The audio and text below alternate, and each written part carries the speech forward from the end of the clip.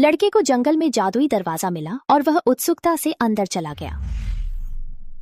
अंदर तो बिल्कुल स्वर्ग जैसा था। आसमान में चमकती परियां थीं। सदियों से न नहाए हुए एक पेड़ दैत्य ने शायद इंसानी महक सूंघ ली थी। उसने जमीन से जादुई पानी पिया और जेब से खिलौना निकालकर अपने साथी को दिखाया। यह शहर से उठाई गई एक बबल मशीन थी। लड़का फोटो लेना चाहता था, लेकिन पेड़ दैत्य घबराकर लकड़ी के घर की तरफ देखने लगा। तभी वहां हजारों साल पुरानी एक बूढ़ी जादूगरनी बाहर आ गई।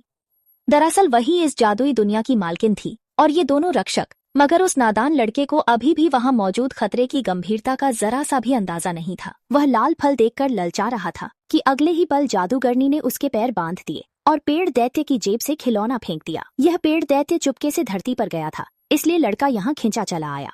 गुस्से में जादूगरनी ने लड़के को सुअर का बच्चा बना दिया। पेड़ दैत्य को उस पर दया आ गई तो उसने उसे वापस इंसान बना दिया, लेकिन जादुई शक्ति कम होने की वजह से उस लड़के की सुअर जैसी नाक वैसी ही रह गई। जब लड़के ने अपनी परछाई देखी तो वह डरकर रोने लगा।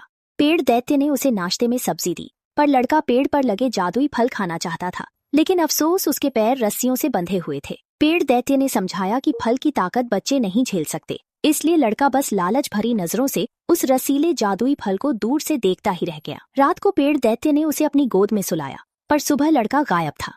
दरअसल वह पेड़ दैत्य के सोते ही मौका पाकर चुपके से वापस अपनी दुनिया में भाग गया था।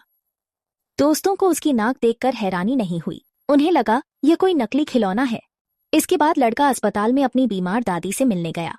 दादी को इतने दर्द में देखकर उसे बहुत दुख हुआ और तभी उसे जंगल वाले उस जादुई फल का ख्याल आया। वह भागकर वापस जादूगरनी के घर गया, पर वह बाहर गई थी। उसने पेड़ दैत्य से दादी के लिए फल देने की बहुत मिन्नत की, लेकिन पेड़ दैत्य मालकिन के बिना अपनी मर्जी नहीं चला सकता था। अगर जादूगरनी को पता चला तो वह उसे जान से मार देगी।